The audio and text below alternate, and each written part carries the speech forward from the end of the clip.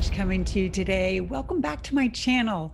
So excited you're here. I'm going to talk about a really important topic, and it's about compassion. And today's video is going to be listing the 5 huge mistakes that people make when they're trying or genuinely attempting to show compassion. And I'm saying this from an expert level. And why can I say that? Because I have made every single one of these mistakes. My sense is when you listen to this, you're going to find out you're making some mistakes with compassion too. And compassion is like love. Oh, I'm the most compassionate person that I know. Well, guess what? You could become better because compassion, like love, is all expansive. So stay watching. That beautiful video from my heart to yours is coming up next.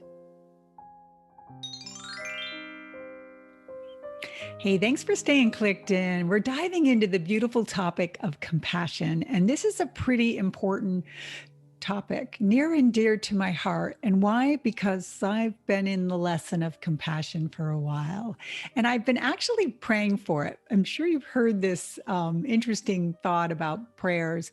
Be careful what you pray for. For instance, you never pray for patience because God will show you trials and tribulations to teach you. Well, that is what's happened to me in my experience with the energy of compassion. So a couple years ago, 15 to be exact, I set out to learn and be the best expression of myself when I had my own awakening. And one of the things that I recognized is that I wanted to be compassionate. I wanted to help people heal. I wanted to become a healer. I wanted to be intuitive and learn how to help people through all that, sit with people who were grieving, all those things, those in-service things. Well, obviously, that is absolutely opening up the door to be the most compassionate person I can be. And I will tell you, I kind of thought I was doing a pretty good job until recently. And so for the last 2 years, I've been taking a master's class in compassion.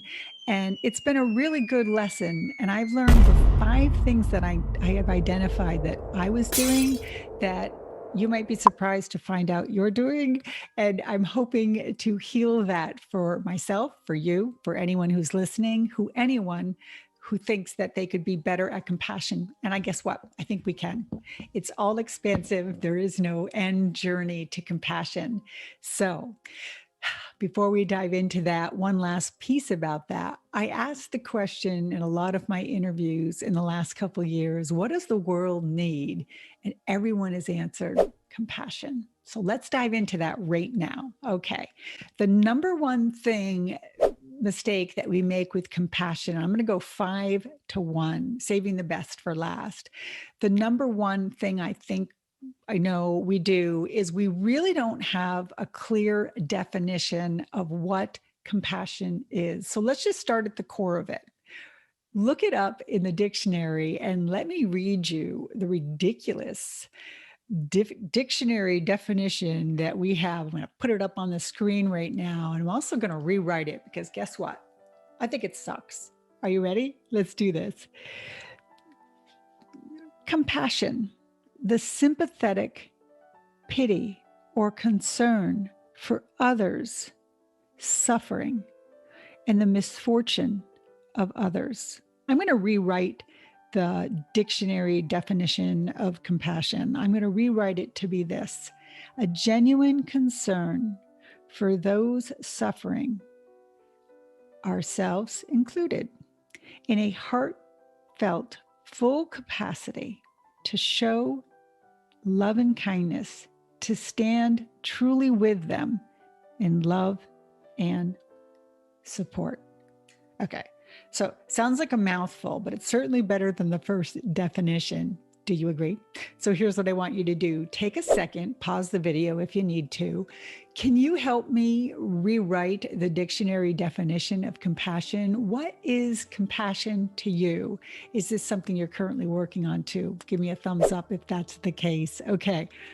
So first mistake we make is we really don't have a clear definition of what compassion is, but hopefully by the end of this video, we'll be a little bit more clear. Let's move on. The 4th mistake that we make with compassion, and I'm just going to title this the relatability. We want so much when we're helping people, right? What do we want them to know when we're connecting to somebody? We want to connect to them.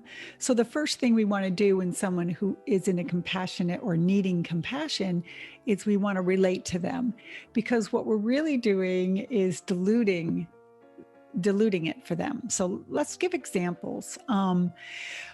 Right? There's so many. Oh my God, that happened to me too. Oh, everyone's feeling like that. I had that happen to me too. Relatability it is a good thing to know that you can connect with them on that soul level, but can you leave them in their own standing place without you diluting it or taking it away in any manner? So a better way to say that is, Brene Brown said it better than me, right? If you've ever, I'll tag her video, I'll tag it up here. It's phenomenal. She stands down, over the whole, It's bad, You want a sandwich?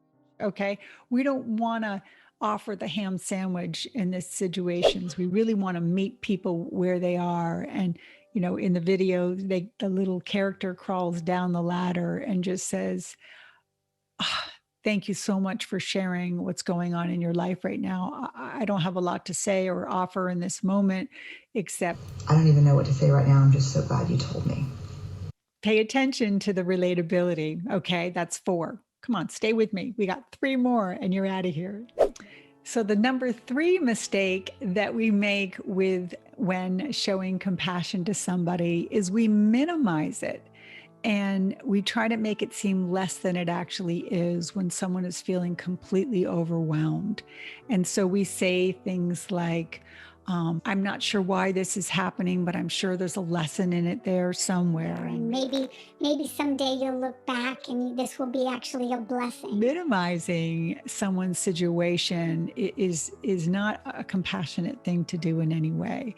And if you're an empath, and many of you who follow my channel are, you do worse than that. You actually take it on as if to help them, right? Let's go to number 2 since we're on our way. And number 2 truly is the call to action, right? We're going to solve it for them. Step aside, superhero, I'm here. I can take care of this for you. I've got tons of suggestions, great advice, good books, better YouTube. I'm guilty of that, right? Not really asking them what they need. So last one, very important. I saved the best for last, and it's number 1, and it's the biggest mistake. I saved it for 1 because I think it's the top one. And it truly is to truly stand with someone exactly where they are. So we're going to do a little exercise to make my point. Okay, pull up somebody right now, close your eyes, that you think could use compassion. They're in a uncomfortable situation. Something's just happened. There might be a loss or they've lost their job. Somebody in your experience most likely needs compassion. And then if that's not the case, let's go to the other aspect of this. And you can do this little exercise with both of these scenarios. Is there somebody that is just pissing you off right now? You're in complete conflict with, and you're having the hardest time because you're just so angry with that person. Okay, so choose one of those and stay with me. And I want you to do this. Do you have them in your mind? Pause the video if you need to. We're going to do a little visualization real quick to make my last point, and then I'm going to share a story and you'll be on with your day. Okay, so close your eyes. Pull up that person. I want you to see that person sitting in a chair, a beautiful chair that's in front of you, and they are straight up, just like I am now. And I want you to go around to the back of that person, and I want you to put your hands like this on them. And I want you to close your eyes and stay with me. I'm going to do this with you. I want you to just stand in the frequency of them and whatever the conflict or the compassion project is in this moment. And I want you to just get quiet. And I want you to think real quietly to yourself the times that you have maybe felt like they have. needing and wanting and deserving and being worthy of somebody showing you compassion, and those people who were compassionate. And I want you to download all that to your beautiful hands. And I want you to think about that. That's relatability, right? But get ready, because you're giving it on. I want you to stand with them, and then I want you to kind of scan into their life. And I want you to truly take a moment to feel what this person could possibly be feeling, or they just shared with you, they just told you, or you know. And I want you to stand in that beautiful place, and I want you to just ask God, Buddha, whoever you pray to, light, source, higher self. I want all that knowledge and all that love and all that kindness and your better written definition of compassion to come down those beautiful hands and into those beautiful shoulders. And I want you to imagine that flood of that beautiful light is just filling them up to the brim. And see what shows up as you're standing there. You know, maybe you're seeing something you didn't see prior. Maybe you're still thinking of yourself. Move yourself and your ego right out of the way. This is only about them. Give them what you think they need. Ask for what they need and give it to them. Stay there as long as you need to in that moment of just being a conduit of love, kindness, compassion, and true support. Okay, come back to me now. If you had a hard time doing that, especially for those of you who chose the conflict, I did this with a woman in a session, and I remember, I'm not going to say your name, but I remember asking her to put her hands on the person that she was in conflict with, and she bristled. You know, I said, "I'm this person. Go ahead and put your hands on me," and I could feel her just not even able to touch me. So there's the first sign, right, of that block of compassion. So I'm going to end today by sharing a true story that happened. And obviously, I'm not going to share names, but I'm going to acknowledge it. And for those of you who've heard this story or were part of this story, you remember it well. So we were doing really intense work in a small spiritual group. We kind of came down to like 5 of us, and we were committing for a year of just intense coaching. And we each picked topics that we wanted to look at, like, you know, self-love and forgiveness and compassion. And we wanted to work on these modalities for ourselves in our lives. And this one particular person came into the group this night, and she was just in a really dark place. She was really struggling, and she was being very vulnerable by sharing exactly where she was. And of course, there were 5 other healers in the room, and we all had our own kind of modalities that worked for us, and Reiki and, you know, yoga and meditation. And so we quickly, in our attempt, went into just projecting what we thought this person needed. And we were cutting each other off, and we were trying to get to her. And this person was just completely overwhelmed. Well, it led to kind of ahead the next day, and I called her, and we had a 2-hour discussion, and it came down to this: the one thing we never did, and I lead with this, and this is why I'm saving it for number 1, is we never shut up and asked her what she needed, which just seems so obvious. So that's why it's number 1, and that's why I saved it for last. The number 1 mistake that we make when we're being compassionate is we don't ask the person in front of us what they need. And I will tell you,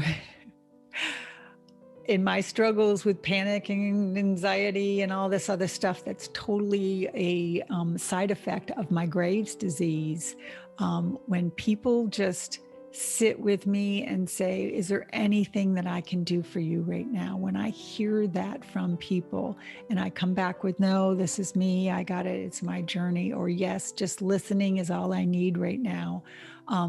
If you're assisting somebody and you're trying to be compassionate and you're not leading with number 1, asking them what you need, then you've made the grave mistake that I made and we made that day in that group by not asking.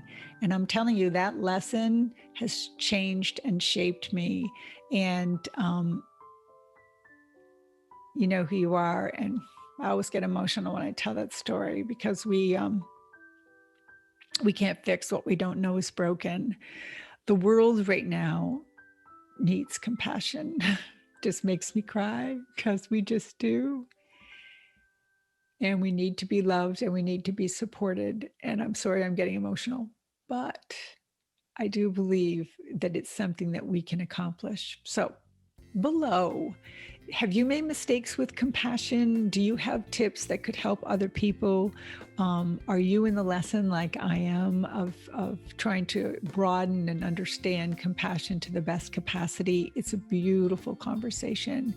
And for those of you who have reached out to me and supported me in the last couple of years through my process, and for those that I support through this process, we all are just trying to be the best expression and version of ourselves. And compassion is one of those things that we can just get better at. Hopefully you agree. That's it. I love you. I appreciate you. I have nothing but compassion for you. And yeah, I'll meet you back on YouTube next video. This is Jeannie Lynch signing off. Namaste. Stay listening as other community members share what compassion is to them in their own words. Enjoy. Compassion, when I finally centered on what are the words to describe that, it is the ability to have sympathy when you can't have empathy. So even if you haven't exactly been in that person's shoes or experienced that person's tragedy per se, you can still have the ability to feel sad or to feel understanding about what they must be going through, to take yourself out of the equation and identify with their experience and have the humility to be selfless in that moment and to put yourself in their shoes, even if you haven't been there, and find grace to understand them and their perspective. What compassion means to me is lending someone a helping hand. So for instance, it could be somebody may have a flat tire on the side of the road and you decide to take your time out of your day, stop on the road and help them. It also could mean just like, for instance, you help out with the homeless person and donate and give money and stuff like that. So I feel that compassion is just putting your all in effort into helping somebody that's in need. My definition of compassion has to do with forgiveness. I was listening to a positive affirmation on forgiveness, and I realized the two are connected. In other words, in order to forgive someone, we need to feel compassion for that person. Try to put yourself in their spot. Try to understand why they did what they did. Show some concern, some caring for that person, and by doing that, you will be showing compassion as well. We really need more compassion and forgiveness now more than ever. And that is my definition of compassion. Thank you so much for watching today and to the community members who participated. So let's put more compassion out there and share this video out to the world. Thank you. I appreciate you. Namaste.